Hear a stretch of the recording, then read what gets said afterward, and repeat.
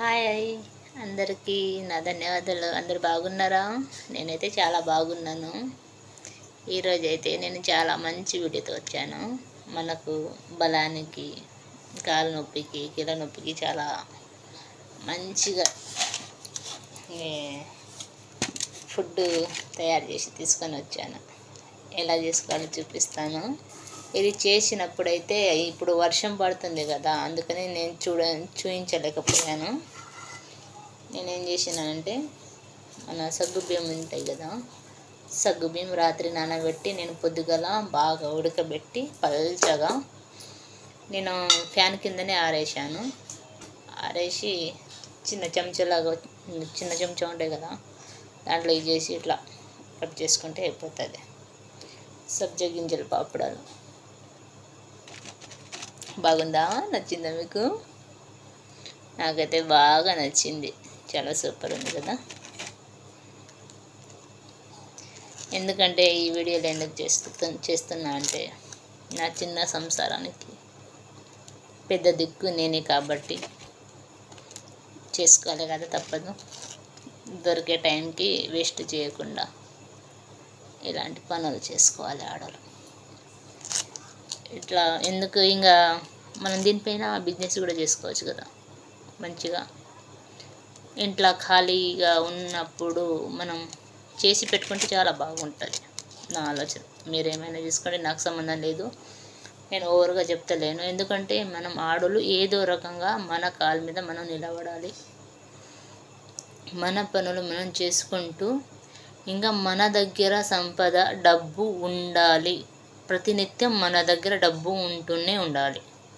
ఎందుకంటే పిల్లలు అయిపోయినప్పుడు మనకు మగవాళ్ళకి ఖర్చు అవుతుందో లేదో కానీ, ఆడవాళ్ళకైతే ప్రతినిత్యం డబ్బు చేతిలో ఉంటూనే ఉండాలి.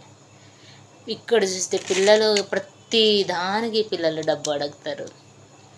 ఇంకా సంసారానికి మనం భార్య భర్తలు అర్థం చేసుకొని, భర్త ఉంటే మన ఇల్లు కోసం ఆలోచించే వాళ్ళు భర్తకు అప్పగించాలి. మనం పిల్లలకు చూసుకోవాలి. స్కూల్ ఫీజు అయినా ప్రతిదానికి మనం చూసుకోవాలి. సేవ్ చేసుకోవడానికి మన భర్తకు చేసుకోవాలి.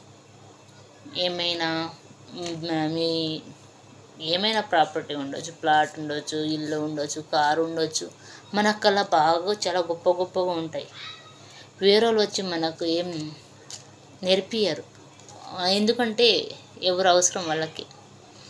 అవసరం ఉన్నంతవరకే మనకు ఆడుకుంటారు, కానీ ఎవరి మీద ఆధారపడి ఉండకూడదు. నేను పుట్టినప్పటి నుంచి అంతే, ఎవరి మీద ఆధారపడలేదు. ఎవరి మీద నాకు ఆశ కూడా లేదు. నా పనులు నేనే చేసుకుంటాను. అందుకని నాకు అలవాటైపోయింది. చిన్నప్పటి నుంచి అన్ని పనులు వస్తుంది కానీ చదివియలే. అన్ని కళలు అయిపోయింది. అందుకని మనం ఎందుకు డెవలప్ కాకూడదు? నేను చిన్నప్పటి నుంచి కూలీ పని కూడా చేసి చాలా డబ్బులు సంపాదించాను, తెలుసా మీకు? ఎందుకంటే మేము చిన్నగా ఉన్నప్పుడు కూలీ బాగా గుర్త తీసుకొని పనులు చేస్తుంటే అప్పుడు నాకు ఏ పని రాదని లేదు. నాటేయనికి వచ్చు, వరిసేను కలవనికి వచ్చు, వరిసెను కోయనికి వచ్చు, పల్లెలు పీకడానికి వచ్చు, తీయడానికి వచ్చు, ఇంకా ఏమంటారు అంచు తీయనికి వచ్చు, నాటేయనికి వచ్చు, నాగరు గుట్టుకలు కూడా వచ్చు నాకు. భగవంతుడు ఇది నేర్పించింది నాకు. ఇంకా నాకు మిస్త్రీ పనులు కూడా వస్తాయి. టైల్స్ వేస్తాను, నేను మిస్త్రీ పని చేస్తాను. నా పిల్లలకు చూసుకుంటాను, నా సంసారకు చూసుకుంటాను. ప్రతి చిన్న చిన్న బిజినెస్, ఏ బిజినెస్ వచ్చినా ఏ బిజినెస్కి వదిలిపెట్టాను నేను. నాకు తోచిన కాడికి నా ధైర్యంతో అన్ని రకాలుగా చేస్తూనే వస్తున్నాను. అందుకని నేను ఎవ్వరి సాయం అడగలేదు. నా భర్త దగ్గర కూడా ఇంకా ఒక్క రూపాయి కూడా అడగలేదు నేను ఇప్పుడు వరకు. కానీ ఎవరికి చెప్పుకోవాలి? నేనుగానే బతుకుతున్నాను ఇప్పుడు వరకు. నా పిల్లలకు చదివిపిస్తున్నాను, నా పాపకు పోస్ట్ ఆఫీస్లో డబ్బు కడుతున్నాను. ఇంకా అన్ని రకాలుగా నేనే చూసుకుంటున్నాను. ఇంకా మాట్లాడే వాళ్ళు ఎట్లా ఉంటారు తెలుసా?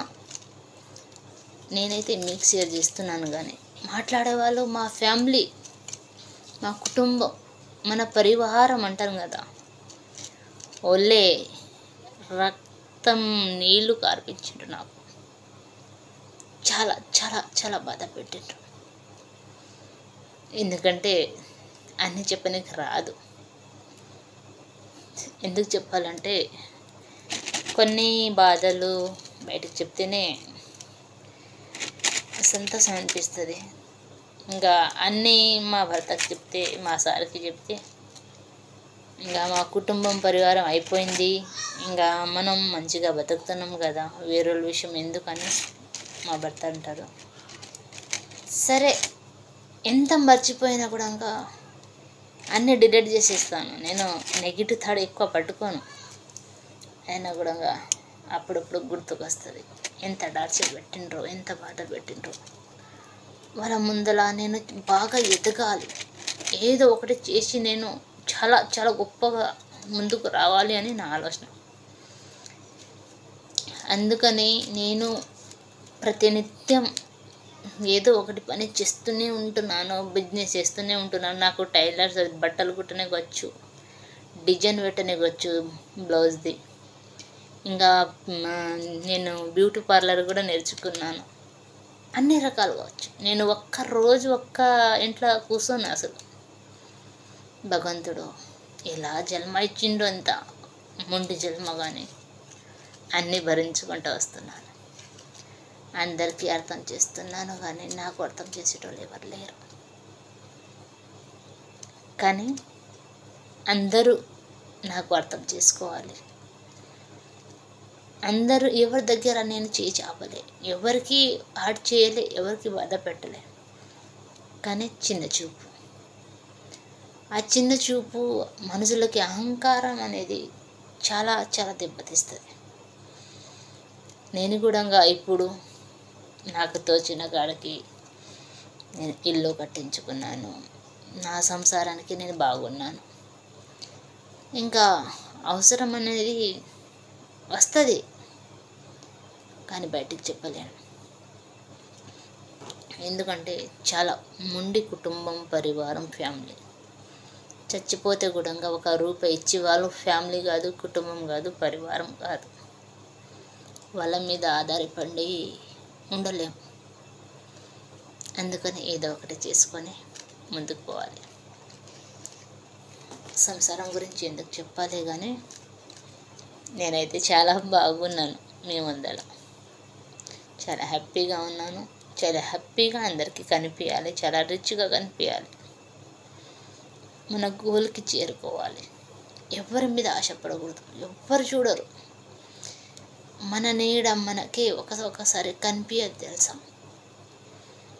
అదే శత్రువులాగా కనిపిస్తుంది ఒక్కొక్కసారి. మనం చీకటిలో పోతే మన నీడనే